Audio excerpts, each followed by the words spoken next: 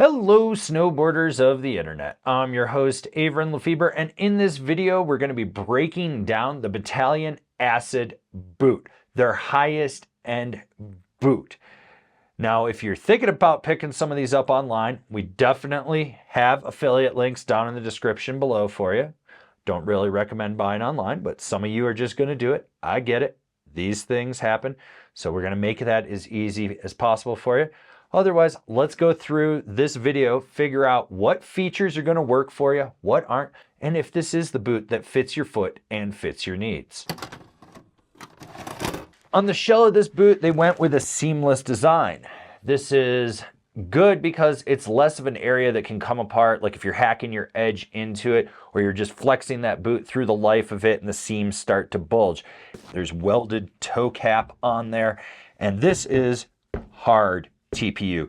This is going to be more durable. It's going to take more effort for it to break in. You do have this cover, so if you actually open this up, then you can see you do have some seams under there, but for laying your board across it and stuff, hiking around in slush, this is supposed to help protect it. I do think that the first thing to fail on this will be this zipper. I also think if you have really sensitive feet and you crank down over this, this may become a hot spot on there.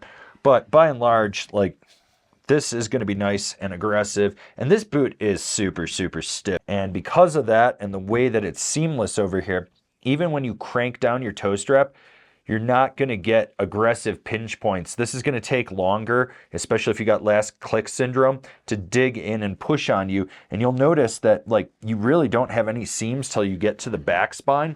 And when you get to that back spine, you do have a higher back spine. Once again, more rigidity. When you drive into it, it's not going to crease. It's not going to break down as fast as other materials.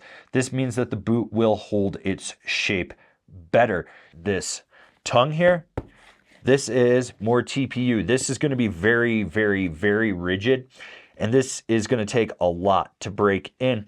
You're going to notice that if you crank the boa, because you do have the nylon cable, it's not going to cut into that tongue at all. You're not going to really have any issues with this.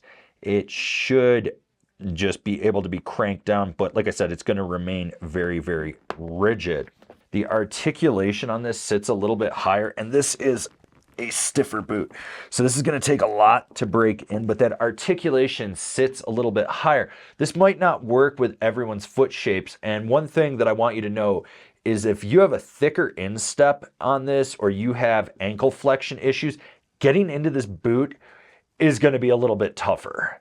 It's a struggle to get in. Like, it took me a fair amount of time to be able to get into this and really push down in.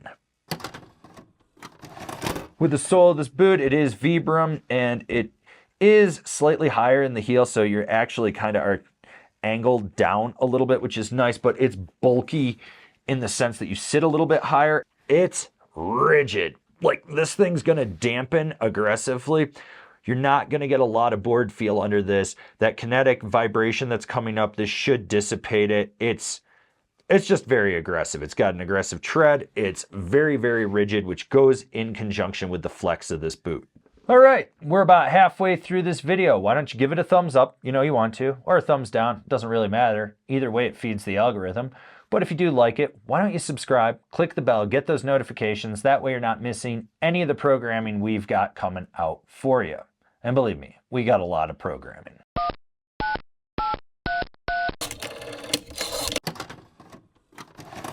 With the lacing of this boot, it is a dual BOA. They are on the side, and there's some unique things going on. You do have the H4 coilers on that, which is the latest generation of BOA. Now, the big story in lacing on this boot is this power strap right here. What you're going to notice is this is actually one of Batalion's toe straps. And you can actually adjust this. So if you got a bigger calf or you want it a little looser, you can unscrew these and move it one forward, and that's going to give you more play when you tighten it down. Or you keep it where it is stock, and you can tighten it down and have it be a little bit more rigid. Now that's the upper BOA. The lower BOA controls from just above the ankle articulation down through the toe, and Personally, I think that this should be a triple BOA boot, and you should be able to customize the midsection and the lower. Now, one thing to note, if you're walking around in like a crowded bus and you go to step down, you may clip these just on the ledges something, or if you're snowmobiling, just be aware of that.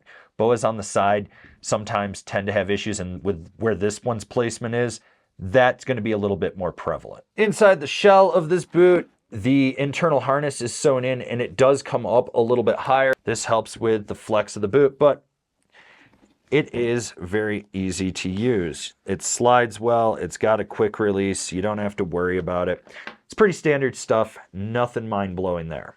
Remember, the best boot is the one that fits your foot and fits your needs. Make sure you're sized properly and that the boot fits what you're looking for, whether that's your foot or your style of riding, because if it doesn't, you're gonna have a bad time. And if you're going into a shop to get sized up and you're not gonna buy it there and you're gonna shop online, you're kind of a douche. Don't be a douche. If you're going in to get sized up, buy it there. Trust me, less headache in the future for you. So do it right. You know, some of you out there, I've seen you. You have to watch my Boot Fitting 101 series to get your boots to fit. You know who you are. Do better. With the liner, it's the heat moldable deluxe liner. So yes, you can heat mold this and that'll help push out some of the areas if you need a little bit more space. This is a high-end liner and the foam on this feels good. You got multiple different levels of foam for different things, but it is heat moldable. So if you need to just break it in a little quicker, you need to get a little extra room, you can. You do have the toe hugger round here on the toe. This is going to be softer foam. You're going to be able to just push this out a little bit more. And you've also got that back on the heel. Now this is a little bit more rigid than what's on the toe, but if you've got a bunion or a spur, this will help push it out. The one thing that I would note is this seam here and here is very aggressive. So if you have sensitive feet, you may feel that. Now, one of the cool things about this liner, besides the fact that it's got the Velcro to hold it in, is how they actually sew in this articulation point right here. So you actually have a ridge with more dense foam that comes up the center and then fans out, and then you've got this softer foam in here.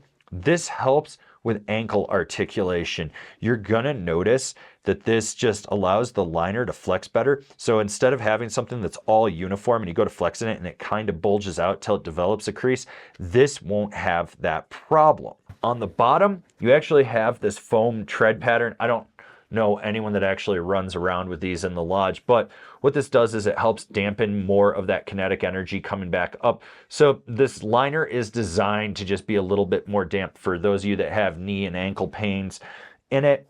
Now on the back spine, you're going to notice this back spine here. This is more rigid, right? And it's asymmetrical. The reason for this is when you're driving into a carve with your weight forward and you're pushing into it, it's going to have more power and rigidity. That's nice. But if you're going to, like, say, press, lean back, whatever, into the inside of it, depending on how you're doing it, it's going to have a little bit more play. You do also have that put into the C-bar here. And this isn't the deepest heel pocket. And one thing I want you to note is with the insole, this is a really weak insole, but I'll get to that in a minute.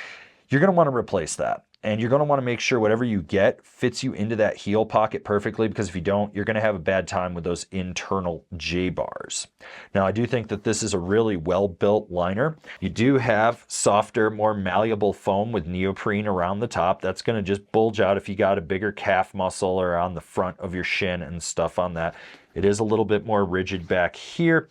And inside, you've got this deep heel pocket, but it is a little bit wider. It's more of a U shape than a V shape, but not by much. This is your footbed. There is no support to this. 5-day-a-year rider, you're probably going to be fine. For anyone else, please get something aftermarket that supports your foot. You're going to thank me for it later on. Let's do some measurements here. This is a size 10 US or 28 Mondo point boot. And if we measure this from the front to the back, it is about 11.5 for the shell length on this. Width of the boot, we're going to measure this from the 1 inch mark at the widest section of the forefoot. And that comes out to 5 1/4. So that's 4 1/4 inches at the widest section of the forefoot. Now at the back of the boot, to the top of the cuff, it is 11 1/2. And on the tongue, it is just shy of 11. Measuring this with the liner in, we're going to slide that to the back. Oof. That comes up aggressively high. That is just past 11. It's almost 11 1/4 on the back. On the front, we're looking at about 10 1/2 inches there. Now measuring the liner at the 1 inch mark at the widest section.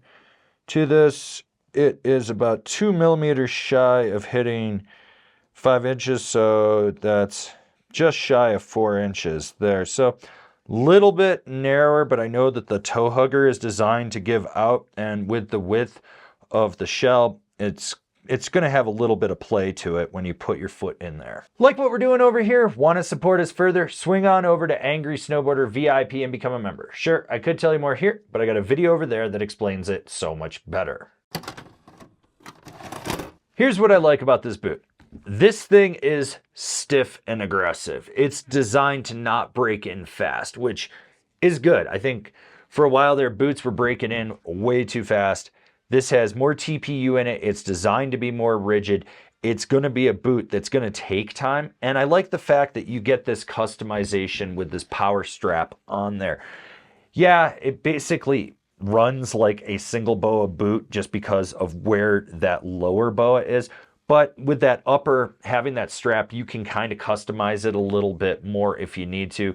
I do think that like the way that this works in conjunction with the eyelets and everything, you could almost make this a triple boa boot and it would be better. That's my hot take on it. Not everyone's going to agree with me. The liner is solid in it. I like the fact that it's heat moldable and it's got a good deep heel pocket. I will say this, it doesn't have as much volume as other Bataleon boots, so you're going to notice if you have a thick foot, it may feel a little tight on there, but if you've got a thinner foot, it shouldn't. And when I say it's a little bit wider, I don't mean this is a wide boot. I mean it's just a hair wider than normal, at least. There's a little bit of play in there. I don't like how every company is going to these covers right here. These pose problems. I think this zipper is going to break. It's probably going to be the first failure point, in my opinion, on it. Now, do I think this is a well-built boot? Yes, I think this is an exceptionally well-built boot. And if you're one of those people that wants a stiffer boot, the Acid is definitely something to consider.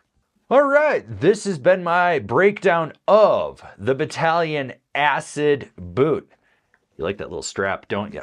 Maybe you don't like that little strap. Either way, maybe this is the boot for you. Maybe it isn't the boot for you.